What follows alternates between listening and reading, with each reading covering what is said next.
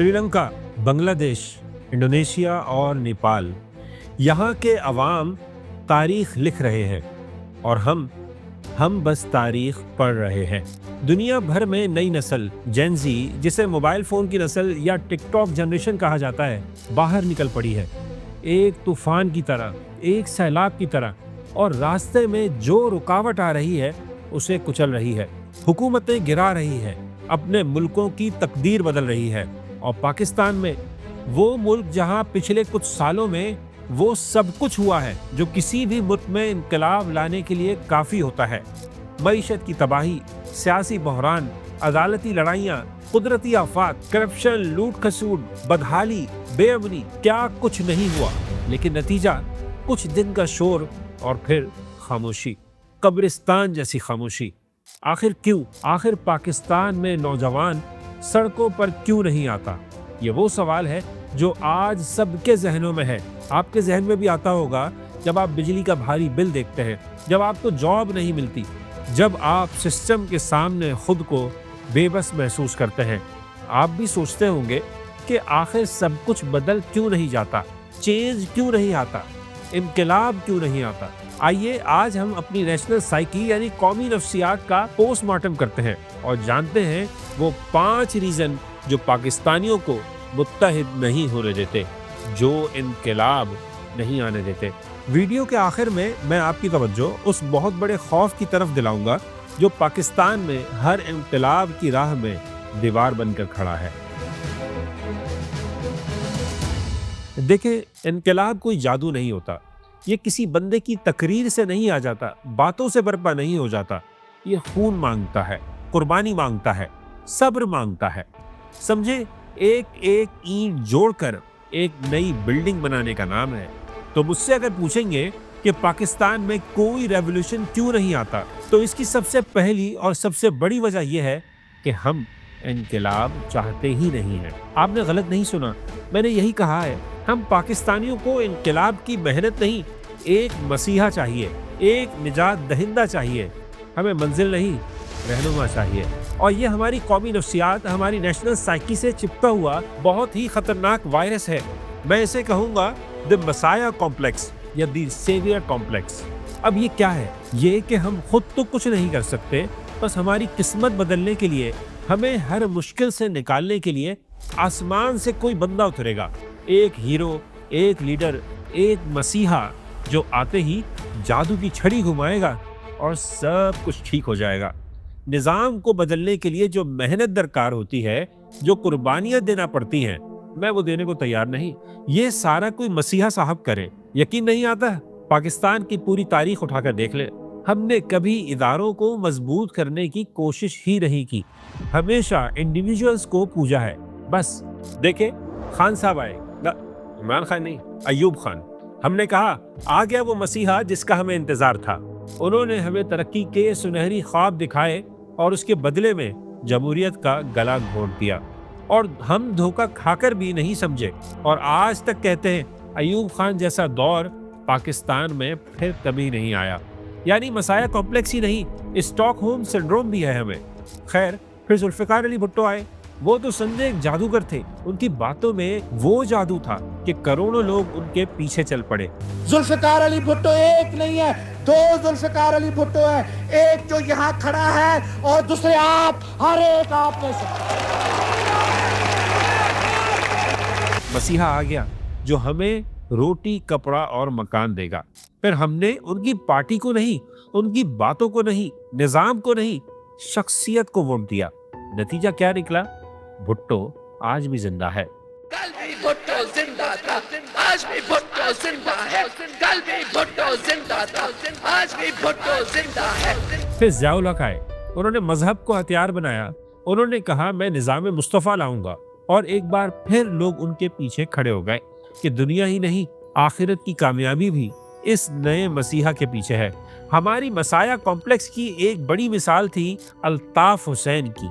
उनकी पार्टी का तो अनऑफिशियल नारा ही यही था, हमें मंजिल नहीं, रहनुमा चाहिए। सोचे क्या तहरीक होगी, क्या नजरिया होगा जो इस बुनियाद पर चलता होगा।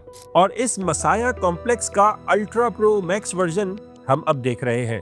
The most modern, the most powerful example ہے عمران خان، ایک مسیحا کی ہر ڈیفینیشن پر پورا اترنے والے، کیرزمیٹک پرسنالٹی رکھنے والے۔ لوگ کہتے ہیں ایماندار بھی ہیں، بہادر بھی ہیں، اور ان کے پاس ایک نعرہ بھی ہے، نیا پاکستان۔ ایک پوری نسل، خاص طور پر ینگ جنریشن نے اپنی تمام امیدیں، سارے خواب اور ایکسپیکٹیشنز عمران خان سے لگا لی، صرف اور صرف عمران خان سے۔ ان کی تحریک انصاف کی تحریک نہیں تھی، یہ عمران خان کی تحریک ہے۔ نتیجہ کیا نکلا؟ وہی جو ایسے کاموں کا نکلتا ہے۔ جس دن کپتان کو گرفتار کیا گیا، جس دن مسیحا صاحب منظر سے ہٹے، تحریک یتیم ہو گئی۔ خان صاحب کے ایک اشارے پر کچھ بھی کرنے کو تیار لاکھوں نوجوان کچھ دن سڑکوں پر آئے اور پھر گھر بیٹھ گئے۔ کیوں؟ کیونکہ انقلاب ایک ذمہ داری ہے، اور معذرت کے ساتھ ہم ایک غیر ذمہ دار قوم ہیں۔ ہمیں محنت نہیں کرنی، ہمیں سڑکوں پر نہیں بیٹھنا، ہمیں سسٹم کی پیچیدگیوں کو سمجھنا نہیں ہے۔ ہمیں بس ایک ہیرو چاہیے جس کے پوسٹر ہم اپنی گاڑیوں پر لگا سکیں، اس کا قیدی نمبر اپنی شرٹ پر لگا سکیں، 804 نمبر کی پشاوری چپل بنوا سکیں، اور اس کا نعرہ سوشل میڈیا پر لکھ سکیں، اور پھر آرام سے بیٹھ کر انتظار کریں کہ اب سب کچھ بدل جائے گا، انقلاب آ جائے گا، اور جب مسیحا ناکام ہوگا یا ناکام کر دیا جائے گا، جب 804 کے پیچھے 404 ناٹ فاؤنڈ کا ایرر آئے گا، تو ہم مایوس ہو کر باہر نہیں نکلیں گے، ہم اگلے مسیحا کا انتظار کریں گے، کیونکہ ہمیں منزل نہیں، رہنما چاہیے۔ اب جن ملکوں میں بھی ابھی انقلاب آیا ہے، آپ انہیں اٹھا کر دیکھ لیں، بنگلہ دیش، سری لنکا، انڈونیشیا، نیپال، وہاں یہ انقلاب عوام لائے، کوئی لیڈر نہیں، صرف عوام جو نظام کے خلاف اٹھے تھے، کسی ایک شخص کے لیے نہیں، اپنے لیے اٹھے تھے، اور ہم نیرالے پلتے انتظار کرتے ہی رہ گئے۔ یہ ہے ہماری پہلی اور سب سے بڑی زنجیر، ایک خیالی زنجیر جو ہمیں سوچنے، متحد ہونے اور اپنی جنگ خود لڑنے سے روکتی ہے۔ اور یہ واحد زنجیر نہیں ہے۔ اگر ہمیں یہ بات آج سمجھ آ بھی جائے، ہم مسایہ کمپلیکس سے آزاد ہو بھی جائیں اور نظام بدلنے کے لیے سڑکوں پر بھی آ جائیں، تو ہمارا مقابلہ کس سے ہوگا؟ بنگلہ دیش میں تو عوام کا ٹارگٹ بالکل کلیئر تھا، شیخ حسینہ کی حکومت اور ان کا کرپٹ نظام۔ سری لنکا میں راج پکشے فیملی، نیپال میں کرپٹ سرکاری ٹولہ، پاکستان میں انقلاب کا اصل ہدف کون ہے؟ یہ کہانی سمپل بالکل نہیں ہے، کیونکہ مقابلہ ہے ایک اندیکھی طاقت سے، ایک ایسی پاور سے جو دکھائی بھی نہیں دیتی اور نظر بھی آ رہی ہے۔ پاکستان کا ایک المیہ ہے، ہماری تاریخ میں طاقت کا اصل مرکز کبھی بھی پارلیمنٹ نہیں رہی۔ یہ ایک ایسی ہارش ریالٹی ہے، وہ تلخ حقیقت ہے جسے ہم سب جانتے ہیں، بس کہتے ہوئے ڈرتے ہیں۔ پاکستان بننے کے بعد صرف ایک دہائی میں ہی ایک پیرلل گورنمنٹ، ایک ڈیپ اسٹیٹ، ایک اسٹیبلشمنٹ، جو بھی نام آپ اسے دے لیں، وجود میں آ گئی۔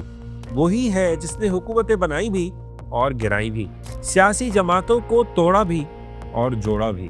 یہ ہمارے نظام کا وہ اسٹیل فریم ہے جس پر ہمارا ملک کھڑا ہے۔ لیکن کیا یہی ہے ایک ولن جو جمہوریت کو چلنے نہیں دیتا، یا اس تصویر کی کوئی دوسری اور ذرا پیچیدہ سائڈ بھی ہے؟ تجزیہ کار ایک سوال اٹھاتے ہیں، ایک بڑا ہی ڈسٹربنگ سوال، کہ پاکستان کا سیاسی نظام اتنا کھوکھلا، سیاستدان اتنے غیر ذمہ دار اور معاشرہ اتنا تقسیم ہے کہ اگر یہ اسٹیل فریم اچانک ہٹا دیا جائے تو پوری عمارت گر جائے گی۔ کیا واقعی ایسا ہے؟ آئیں اسے سمجھتے ہیں۔ یہ جو ڈھانچہ ہے، اسٹیل فریم ہے، یہ خود کو پاکستان کا ضروری محافظ سمجھتا ہے اور 3 بڑے کردار ادا کرتا ہے۔ پہلا، قومی سلامتی کی ریڈ لائنز کا گارجین، خاص طور پر انڈیا کے ساتھ ریلیشنز، کشمیر کا مسئلہ، سی پیک جیسے پروجیکٹس ہماری وہ ریڈ لائنز ہیں جن پر کوئی سمجھوتا نہیں ہو سکتا۔ کہا جاتا ہے کہ سیاستدان اپنے وقتی سیاسی فائدے کے لیے ان مفادات کو بھی داؤ پر لگا سکتے ہیں، اس لیے ایک مستقل غیر سیاسی قوت کی ضرورت ہے جو اس بات کو یقینی بنائے کہ یہ ریڈ لائنز کبھی پار نہ ہو۔ دوسرا، سیاسی انتشار میں ریفری کا کردار۔ آپ کو 90s کی دہائی یاد ہے جب پیپلز پارٹی اور مسلم لیگ نون ایک دوسرے کی حکومتیں گرانے اور ایک دوسرے کے لیڈرز کو جیلوں میں ڈالنے میں لگی ہوئی تھیں۔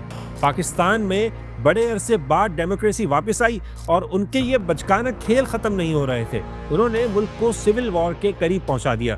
تب یہی اسٹیل فریم تھا جو ایک ریفری بن کر بیچ میں آیا اور کھیل کو مکمل طور پر تباہ ہونے سے روکا. یہ عمل غیر جمہوری تھا لیکن کچھ لوگوں کے نزدیک شاید اس وقت ضروری بھی تھا. تیسرا، پالیسیوں کی کنٹینیوٹی کا ضامن. دیکھیں، حکومتیں تو ہر 5 سال بعد بدل جاتی ہیں، بلکہ ہمارے ہاں تو اس سے بھی پہلے بدل جاتی ہیں. لیکن فارن پالیسی، قومی سلامتی اور بڑے اکانومک پروجیکٹس کو ضرورت ہوتی ہے تسلسل کی، کنٹینیوٹی کی. اس سے صرف اور صرف یہ اسٹیل فریم ہی یقینی بناتا ہے، باقی کوئی اور نہیں.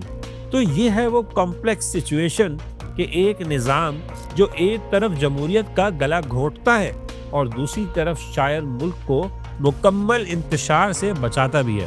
آپ کہیں گے ان تمام باتوں کا انقلاب سے کیا تعلق ہے؟ بالکل ہے، بلکہ بہت گہرا تعلق ہے. دیکھیں، بنگلہ دیش یا سری لنکا میں عوام جانتے تھے کہ اگر انہوں نے حکومت گرا دی تو وہ جیت جائیں گے. لیکن پاکستان کے عوام جانتے ہیں، ان کا ایک ڈائلیما ہے کہ وہ جس سیاستدان کو چاہے ووٹ دے کر نکال دیں، اصل اسٹیل فریم وہیں کا وہیں رہے گا. اور یہ احساس کہ عوام کچھ بھی کر لے کچھ نہیں بدلے گا اور اصل طاقت کہیں اور ہے، انقلاب کے جذبے کو پیدا ہونے سے پہلے ہی مار دیتا ہے. اور یہی ہے وہ دوسری اور سب سے بھاری زنجیر جسے مضبوط کرنے میں لگتا ہے کہ ہم بھی برابر کے شریک ہیں. کیونکہ جب عوام ہی عوام کے دشمن بن جائیں تو پھر انہیں جوڑنے کے لیے شاید ایک اسٹیل فریم کی ضرورت پڑ ہی جاتی ہے. پاکستان میں انقلاب نہ آنے کی سب سے بڑی وجہ شاید کوئی ایکسٹرنل پاور نہیں، کوئی بیرونی فیکٹر نہیں، بلکہ ہم خود ہیں. انقلاب کے لیے ایک چیز چاہیے ہوتی ہے، قومی اتحاد، ایک مشترکہ درد، ایک کامن اینیمی. اور ہم ایک ایسی قوم ہے جس کا کوئی ایک مشترکہ دشمن ہے ہی نہیں، کیونکہ ہم خود ایک دوسرے کے سب سے بڑے دشمن ہیں. آئے ذرا ان ملکوں کو پھر دیکھتے ہیں جہاں عوام سڑکوں پر نکلے.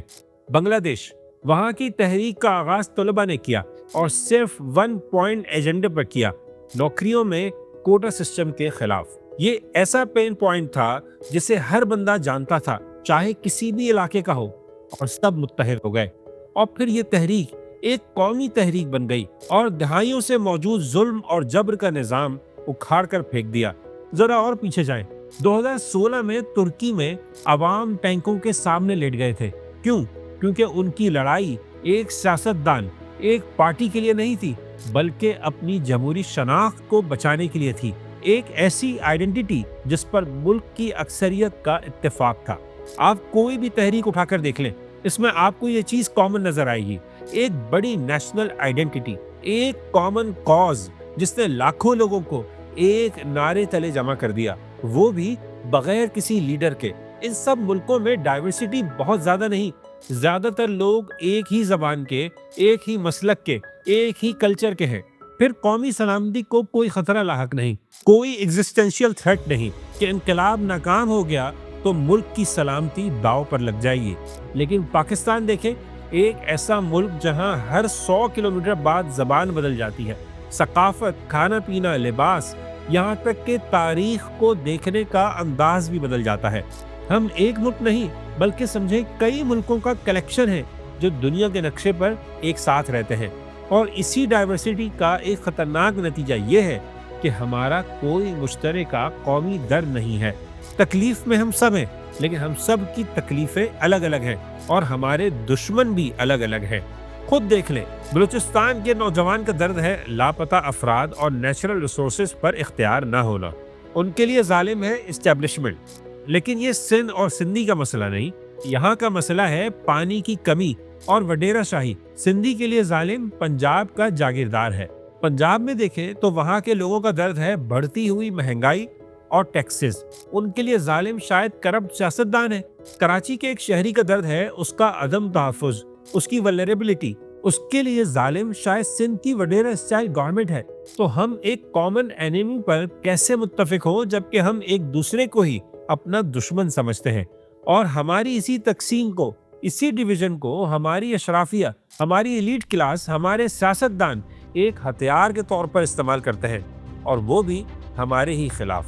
وہ ہمیں ایک دوسرے سے لڑواتے ہیں، سندھی کو مہاجر سے، بلوچ کو پنجابی سے، سب کو سب سے ڈراتے ہیں اور ہمیں سیاسی طور پر تقسیم کرتے ہیں۔ یہی وجہ ہے کہ ایک پی ٹی آئی سپورٹر مہنگائی پر جماعت اسلامی کے احتجاج میں کبھی شامل نہیں ہوگا، چاہے اس کا اپنا سب سے بڑا پین پوائنٹ یہی ہو۔ ایک نون لیگ کا ووٹر کبھی پی ٹی آئی کے حقیقی آزادی مارچ کا حصہ نہیں بنے گا، چاہے وہ خود اس نظام سے سب سے زیادہ تنگ ہی کیوں نہ ہو۔ ہمارا درد اصل میں ایک ہے، لیکن ہماری وفاداریاں الگ الگ ہیں۔ ہم ایک دوسرے سے اتنی نفرت کرتے ہیں کہ ہمیں اس سسٹم سے نفرت کرنے کا ٹائم ہی نہیں ملتا، اور یہی ہے جس نے ہمیں اس حال تک پہنچا دیا ہے۔ ہماری ڈائیورسٹی جو ہماری سب سے بڑی طاقت ہونی چاہیے تھی، اسے ہماری سب سے بڑی کمزوری بنا دیا گیا ہے، اور یہ ہے وہ زہر، بلکہ اینٹی وینم جو انقلاب کے ہر جراثیم کو پیدا ہونے سے پہلے ہی مار دیتا ہے۔ اور ہماری اس تقسیم کے پیچھے، ایک دوسرے پر یقین نہ کرنے کے پیچھے ایک بہت گہرا تاریخی خوف بھی چھپا ہوا ہے، بلکہ وہ ایسا عصیب ہے جو آج بھی ہماری قومی نفسیات کا پیچھا کر رہا ہے۔ اس بارے میں تو میں آپ کو آخر میں بتاؤں گا۔ ابھی چلتے ہیں اس زنجیر کی طرف جو ہمیں نظر نہیں آتی، لیکن ہر گزرتے دن کے ساتھ ہر لمحے ہم اس میں جکڑے جا رہے ہیں۔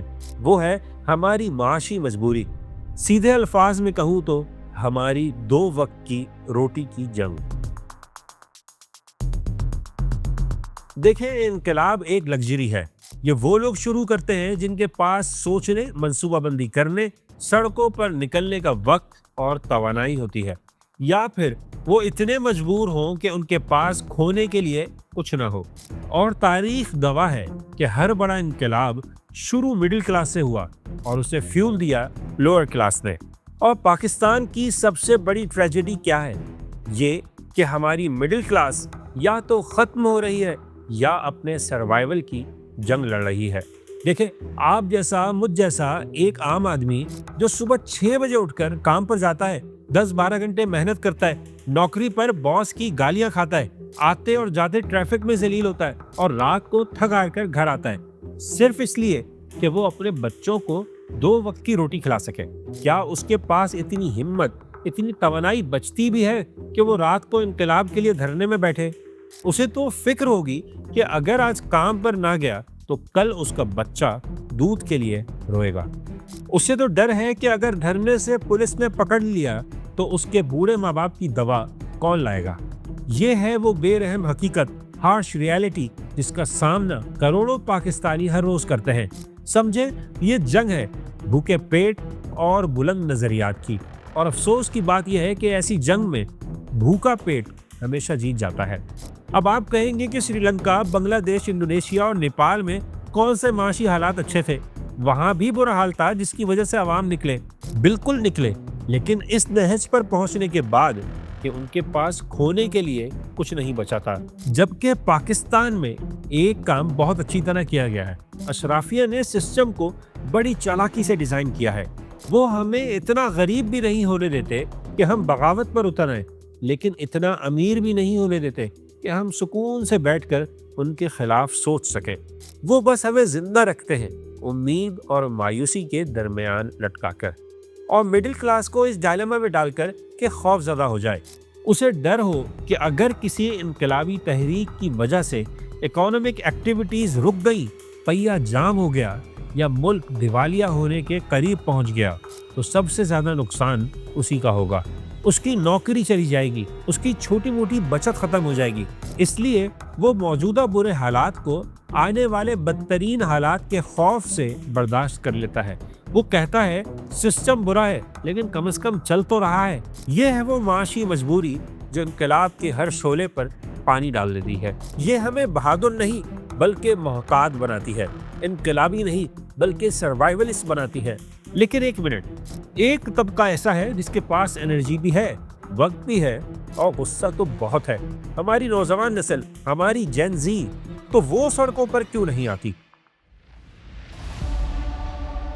یہ ہے ہماری نوجوان نسل، جین زی، وہ جنریشن جو 1997 سے 2012 کے بیچ پیدا ہوئی۔ وہ نسل جو پچھلی نسلوں کی طرح خوف زدہ نہیں، وہ جو ویل انفارمڈ ہے، جو سوال کرتی ہے اور سب سے بڑھ کر اس کے ہاتھ میں وہ ہتھیار ہے جو پہلے کسی کے پاس نہیں تھا، سوشل میڈیا۔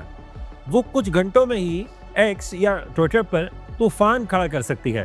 وہ فیس بک پر کسی بھی نیریٹو کو بنا یا بگاڑ سکتی ہے۔ وہ یوٹیوب اور ٹک ٹاک پر وہ سچ دکھا سکتی ہے جو مین اسٹریم میڈیا چھپاتا ہے۔ لگتا ہے انقلاب لانے کے لیے سارے انگریڈینٹس اس کے پاس ہیں، غصہ بھی، شعور بھی اور ہتھیار بھی۔ ان کا غصہ صرف غصہ نہیں، ڈیجیٹل غصہ ہے، اور یہی غصہ ایک ریئل، سالڈ اور ویزیبل ایکشن میں تبدیل ہوا، اور نتیجہ ایک انقلاب۔ انڈونیشیا سے بنگلہ دیش تک، سری لنکا سے نیپال تک، یہ جنریشن ہر جگہ انقلاب لے کر آئی، لیکن یہاں پاکستان میں ہماری جین زی کا ڈیجیٹل غصہ کہاں جاتا ہے؟ وہ فری عمران خان کے ٹرینڈ سے شروع ہوتا ہے اور 24 گھنٹے بعد مر جاتا ہے۔ وہ فیس بک کی ڈی پی کالی کرنے تک زندہ رہتا ہے اور اگلی صبح ختم ہو جاتا ہے۔ وہ یوٹیوب پر ایک دھماکہ خیز ویلاگ کی صورت میں کروڑوں ویوز لیتا ہے اور پھر ڈالر کما کر ختم ہو جاتا ہے۔ اور یہ ہمارے لیے ایک نیا سوال پیدا کر دیتا ہے، کہیں ایسا تو نہیں کہ ہمارا یہ ڈیجیٹل غصہ کلیکٹیوزم اصل کام کی جگہ لے چکا ہے؟ کہیں ایسا تو نہیں کہ ہم نے حکومت کو ٹویٹر پر 4 گالیاں دے کر ایک فیس بک پوسٹ میں سسٹم کو بے نقاب کر کے یہ سمجھ لیا کہ ہمارا فرض پورا ہو گیا؟ یہ ہے نیا اور بہت ہی خطرناک جال۔ ہمیں غصہ نکالنے کے لیے، بھاپ نکالنے کے لیے ایک ڈیجیٹل سیفٹی وال مل گیا ہے۔ آؤ یہاں ٹویٹر پر نظام کو گالیاں دو، فیس بک پر اس کے خلاف لکھو، یوٹیوب پر اسے ایکسپوز کرو، اپنی ساری بھڑاس نکال دو، بس سڑکوں پر مت آنا۔ اور ہم ایک ڈیجیٹل سراب کے پیچھے بھاگ رہے ہیں۔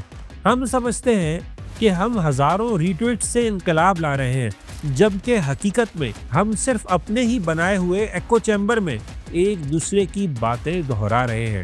اور بس اب سوال وہیں کا وہیں کھڑا ہے، کیا پاکستان کی جین زی انقلاب لائے گی؟ وہ لا سکتی ہے، اس کے پاس وہ طاقت، وہ جرأت اور وہ ٹیکنالوجی ہے جو تاریخ میں کسی نسل کے پاس نہیں تھی، لیکن اس کے لیے اسے اس ڈیجیٹل سراب سے باہر نکلنا ہوگا۔ اسے کلکس کو عملی اقدامات میں اور ٹرینڈز کو تحریک میں بدلنا ہوگا، اور سب سے بڑھ کر اسے یہ سمجھنا ہوگا کہ انقلاب فون کی اسکرین پر نہیں، سڑکوں پر برپا ہوتا ہے۔ تو یہ ہے وہ زنجیریں، مسایا کمپلیکس کی زنجیر، اسٹیل فریم کی اسٹین لیس اسٹیل سے بڑی زنجیر، ہماری اپنی اندرونی تقسیم کی زنجیر، معاشی مجبوری کی بھاری زنجیر، اور ڈیجیٹل سراب کی ذرا ماڈرن اور بہت ہی مضبوط زنجیر۔ یہ سب ریزنز اپنی جگہ حقیقت ہیں، ریالٹی ہے، لیکن ان سب کے پیچھے، ان سب کے بیچ میں ایک خوف چھپا ہوا ہے، وہ گہرا خوف جو ہر پاکستانی انقلاب کی راہ میں دیوار بن کر کھڑا ہے۔ وہ خوف ہے 1971 کا، دی گھوسٹ آف 1971۔ اس سانحے نے، اس قومی المیہ نے ہمیں ایسا سبق سکھایا جس نے آج تک ہمارے ذہنوں میں ایک خوف بٹھا دیا ہے۔ وہ یہ کہ جب بھی عوام اپنے جمہوری حق کے لیے سسٹم سے ٹکرائیں گے تو نتیجہ صرف ملک ٹوٹنے کی صورت میں نکلے گا۔ یہ ہماری ریڈ لائن بن گئی، ایک ایسی اندیکھی لکیر جسے عبور کرنے کا سوچ کر ہی ہماری روح کانپ جاتی ہے۔ اور ہماری اشرافیہ نے، ہماری اسٹیبلشمنٹ نے اس خوف کو پچھلے 50 سالوں میں ایک ہتھیار کے طور پر استعمال کیا ہے۔ جب بھی کوئی بڑی عوامی تحریک اٹھتی ہے، جب بھی عوام سسٹم کو چیلنج کرنے کے قریب پہنچتے ہیں، فوراً ایک نیریٹو بنا دیا جاتا ہے، ملک کی سلامتی خطرے میں ہے، ملک دشمن عناصر فائدہ اٹھا رہے ہیں، ایک اور 1971 ہونے جا رہا ہے، اور ہم یہ سنتے ہی ڈر جاتے ہیں۔ اس خوف کی وجہ سے ایک قدم پیچھے ہٹ جاتے ہیں، ہمارے اندر کا انقلابی مر جاتا ہے، اور وہاں موجود خوفزدہ شہری جاگ اٹھتا ہے۔ ہم سوچتے ہیں کہ اس کرپٹ ڈیموکریسی کو، اس مہنگائی، اس بے روزگاری کو برداشت کر لو، کیونکہ اس کا متبادل شاید مکمل تباہی ہے، شاید خانہ جنگی ہے، شاید ملک کا ٹوٹنا ہے۔ بنگلہ دیش میں، نیپال میں، سری لنکا میں انقلاب کیسے آ گیا؟ کیونکہ وہاں کے نوجوانوں کے پیچھے ایسا کوئی آسیب نہیں تھا، کوئی ہسٹوریکل بیگیج نہیں تھا، وہ تو ایک نئی تاریخ لکھ رہے تھے، جبکہ ہمارے پیروں میں آج بھی تاریخ کی یہ بھاری زنجیر پڑی ہوئی ہے۔ ہم ایک ٹوٹی ہوئی بوسیدہ عمارت میں رہنے پر مجبور ہیں، کیونکہ ہمیں ڈر ہے کہ ہم نے اگر اسے ٹھیک کرنے کی کوشش کی تو شاید ہم ملبے تلے ہی دفن ہو جائیں۔ یہ صرف ملک ٹوٹنے کا خوف نہیں، یہ اس بات کا خوف ہے کہ اگر ہم نے اس بوسیدہ نظام کو، اس کرپٹ اور ظلم پر مبنی سسٹم کو گرانے کی کوشش کی تو جو نیا سسٹم آئے گا وہ اس سے بھی بدتر ہوگا۔ یہ فیل اسٹیٹ بننے کا خوف ہے، یہ سول وار کا خوف ہے، یہ شام، لیبیا یا عراق بننے کا خوف ہے، اور یہی وہ خوف ہے جو ہمیں کہتا ہے جو ہے جیسا ہے قبول کر لو، کیونکہ اس سے برا بھی ہو سکتا ہے۔ تو کیا اس کا مطلب یہ ہے کہ پاکستان میں انقلاب کبھی نہیں آئے گا؟ کیا ہم ہمیشہ اسی خوف، اسی بے بسی کے اندھیرے میں جیتے رہیں گے؟ شاید ہاں، شاید پاکستان میں ویسا خونی انقلاب کبھی نہیں آئے گا جیسا ہم دوسرے ملکوں میں دیکھتے ہیں، شاید اس لیے کہ پاکستان کو اس انقلاب کی ضرورت ہی نہیں، شاید پاکستان کو سڑکیں بلاک کرنے والے، عمارتیں جلانے والے انقلاب کی نہیں، بلکہ ذہنوں کو آزاد کرنے والے انقلاب کی ضرورت ہے۔ ایک ایسا انقلاب جو ہمیں مسایہ کمپلیکس سے نکال کر اداروں کی اہمیت سکھائے، ایک ایسا انقلاب جو ہمیں سیاسی اور نسلی تقسیم سے نکال کر اپنے مشترکہ دشمن کی پہچان کروائے، ایک ایسا انقلاب جو ہمیں یہ سکھائے کہ ہمارا اصل دشمن اشرافیہ ہے جو ہمیں تقسیم کر کے راج کر رہی ہے، اور سب سے بڑھ کر ایک ایسا انقلاب جو ہمیں 1971 کے خوف سے آزاد کرائے اور یہ یقین دلائے کہ 25 کروڑ لوگوں کا ملک، ایک نیوکلیئر نیشن کبھی ٹوٹ نہیں سکتی۔ اور جس دن یہ ذہنی انقلاب آ گیا، جس دن ہم نے اپنی اصل طاقت کو پہچان لیا، اپنے مشترکہ درد کو سمجھ لیا اور اپنے اندرونی خوف کو شکست دے دی، اس دن شاید ہمیں سڑکوں پر نکلنے کی ضرورت ہی پیش نہیں آئے گی۔ اس دن انقلاب خود چل کر آئے گا۔ یعنی اصل سوال یہ نہیں کہ انقلاب کیوں نہیں آتا، اصل سوال یہ ہے کہ ہم ایک ایسی قوم کب بنیں گے کہ جسے کسی خونی انقلاب کی ضرورت ہی نہ ہو۔